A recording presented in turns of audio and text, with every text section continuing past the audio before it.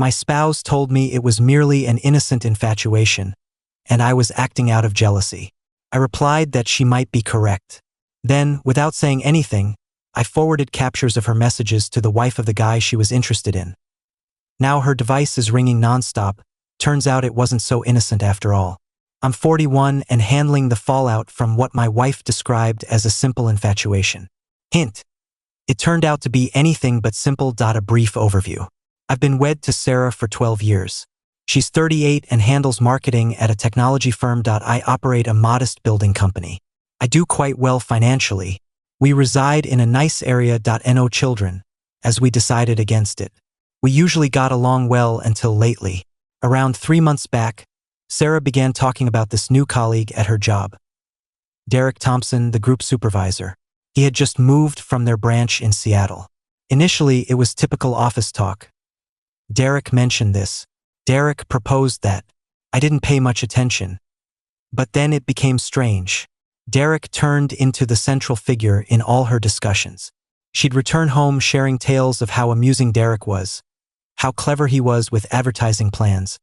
She brought up eateries that Derek suggested we visit. She even recommended I change to a certain type of coffee since Derek believed it was superior. I began to notice more. Sarah abruptly became very focused on her looks during workdays.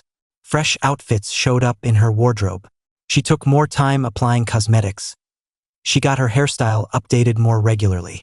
She began staying late at the office more often, always on assignments that supposedly included Derek. Last Friday evening, we were viewing television when her phone kept notifying. She was messaging nonstop, chuckling at whatever appeared. I inquired who she was communicating with. She said it was only Derek dealing with troubles in his marriage to Karen. Relationship issues. She was simply offering support. Warning signs all over. I stayed silent but observed more carefully. Saturday morning, I was delivering Sarah coffee while she was in bed when I saw her phone facing up and displaying a new message. The notification revealed Derek's name and a portion of text saying, "I wish I could chat with you more," without K becoming doubtful. I acted like I hadn't noticed, but my gut sank. That wasn't professional dialogue.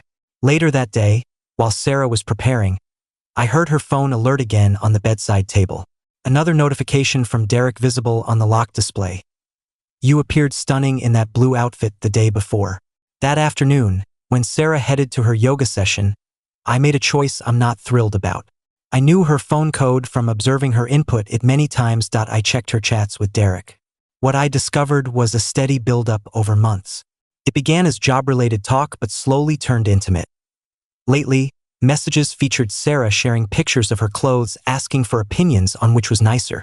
Derek griping about his spouse not getting him. Sarah stating she anticipated their coffee sessions more than any other part of her routine.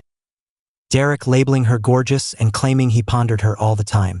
The latest back and forth from that morning included Derek expressing he hoped they could hang out without fretting over their partners.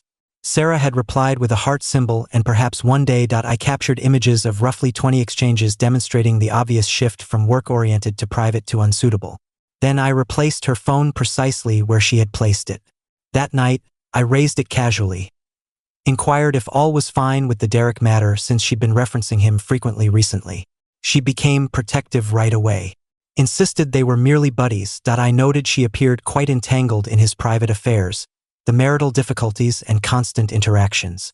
Her cheeks flushed when she thought I could have spotted something. She charged me with being overly suspicious. I mentioned I'd glimpsed some message previews on her screen, and this appeared beyond friendship. That's when she uttered the phrase that decided her outcome. "It's just an innocent infatuation. You're acting jealous. Derek is facing genuine issues with his spouse, and I'm assisting him through them. If you can't deal with me having guy friends, that's on you." Innocent infatuation. She really voiced it. I said she was likely correct and I was likely just feeling jealous. She appeared content with that answer. Returned to her device right away. Sunday morning, while Sarah was at yoga, I conducted some investigation.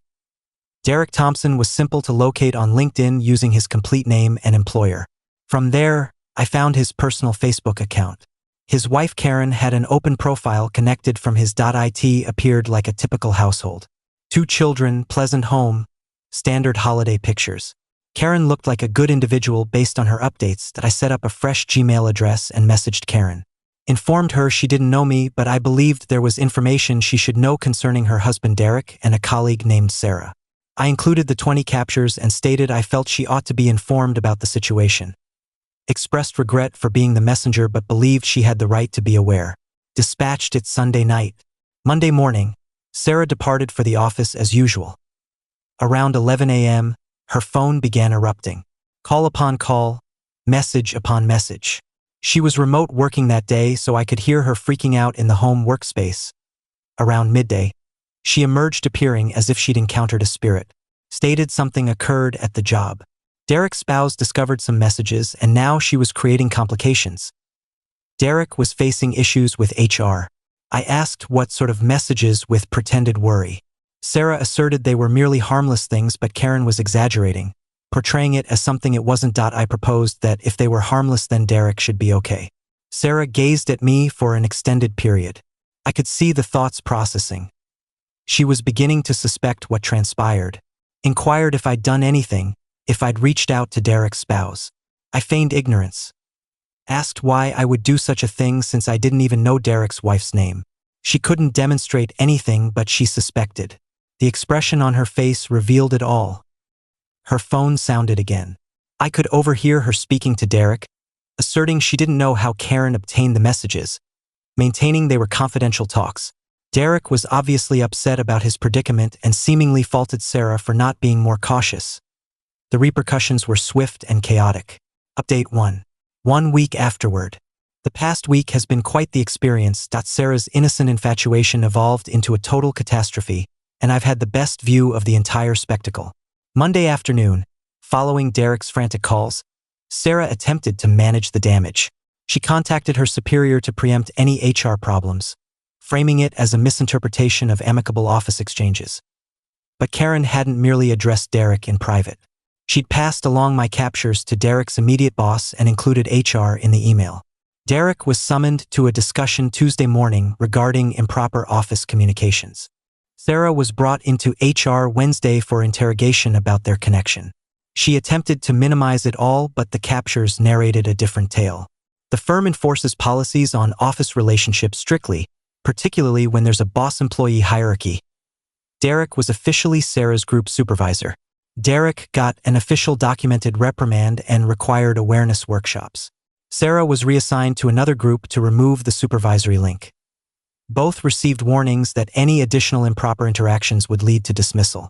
Wednesday night, Sarah was enraged, vented about how unjust the entire matter was, how they never engaged in anything physical.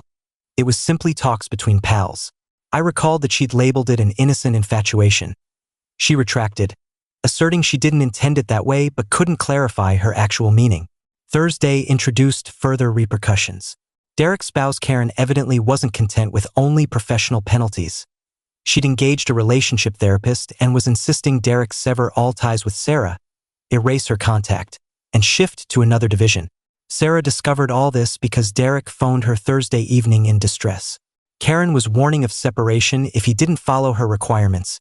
He was questioning Sarah on their next steps. Sarah appeared stunned that there would be actual fallout beyond the job.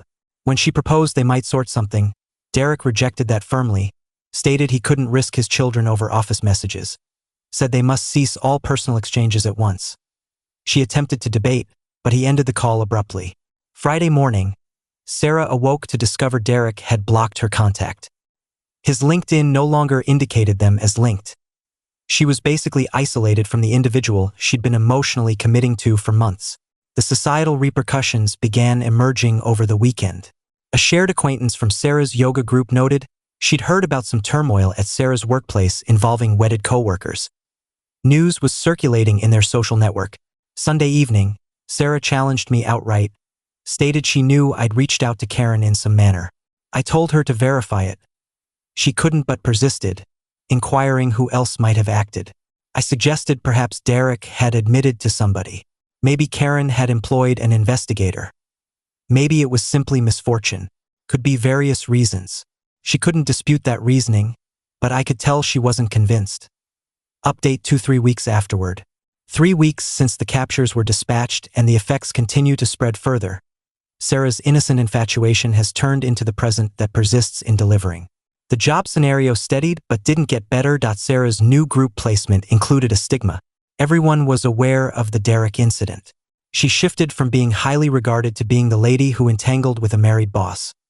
Her new superior appeared displeased with the controversy she'd introduced to the organization. Sarah began grumbling about being overlooked for engaging assignments and left out of customer discussions. It seems, possessing a notoriety for unsuitable office connections isn't beneficial for professional growth. Derek's circumstances were more intricate. The official reprimand remained in his records, but he retained his position. Nevertheless, Karen's requests for openness meant she now oversaw his job interactions. Derek had to grant Karen entry to his work email and device to demonstrate he wasn't reaching Sarah. Last week, Sarah overheard via workplace rumors that Derek appeared unhappy at the office. His spouse was mandating he return home directly each day and no post-work gatherings with peers. No extended hours without advance consent. Basically, he was under strict control attempting to preserve his union. Meanwhile, Sarah was managing the communal repercussions. Karen had evidently disseminated the tale with other spouses in their local social circle. Several of Sarah's contacts began treating her distantly at neighborhood gatherings. The story circulating was that Sarah had been chasing a wedded parent of two, attempting to dismantle a household. The captures offered solid proof that she'd been fostering Derek's grievances about his union. Sarah tried to mitigate by sharing her side. Poor misjudged Sarah merely being a companion to a distressed coworker. Malicious Karen overreacting to harmless office dialogues. Most individuals weren't accepting it. The development in those messages was fairly evident about the direction things were going. Her sibling Lisa came over last weekend and didn't restrain. Informed Sarah she'd been foolish to get mixed up with a married guy, particularly at the job. Highlighted that Derek was never going to abandon his spouse and children for another man's wife. Sarah maintained she hadn't been aiming to disrupt Derek's union, just providing emotional backing. Lisa chuckled and questioned if she truly accepted that justification. Monday morning, Sarah attempted a new tactic with me. Abruptly very engaged in our bond. Preparing fancy meals, proposing short getaways, being exceptionally loving. She suggested we go on a holiday to bond again, solely us. When I inquired what we needed to bond from, she asserted she simply desired meaningful time together free from job pressures. I asked if she meant pressures from Derek. Her expression turned ashen. She attempted to refute any pressures linked to Derek. They hardly conversed at the office now. I noted that hardly conversing with someone you used to message endlessly appeared like a major shift. She lacked a solid reply to that. Wednesday evening, Sarah raised the captures once more. Grumbled that whoever forwarded them to Karen had ruined individuals' existences over confidential talks between friends. I recalled that they were talks where she confessed to having an infatuation on a married guy. She tried to assert that was merely an expression, but I highlighted she'd used those precise terms while facing me. She maintained she didn't intend anything grave by it. I inquired what she did intend then. She couldn't provide a direct response. By Friday, Sarah appeared to recognize her usual methods weren't effective. She inquired straight if I believed our union was at risk. I informed her that hinged on whether she'd gained insight from the Derek event.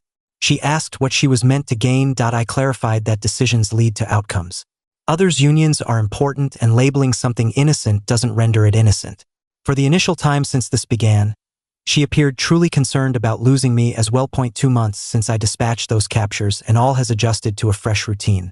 Time for the concluding update since this tale has arrived at its end.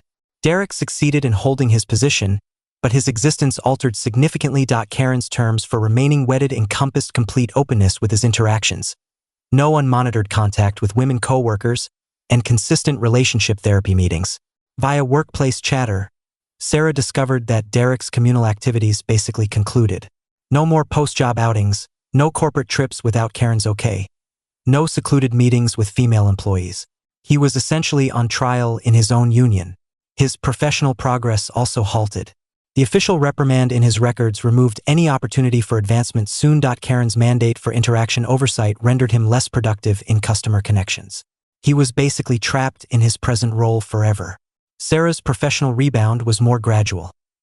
The division shift assisted, but her notoriety suffered lasting harm.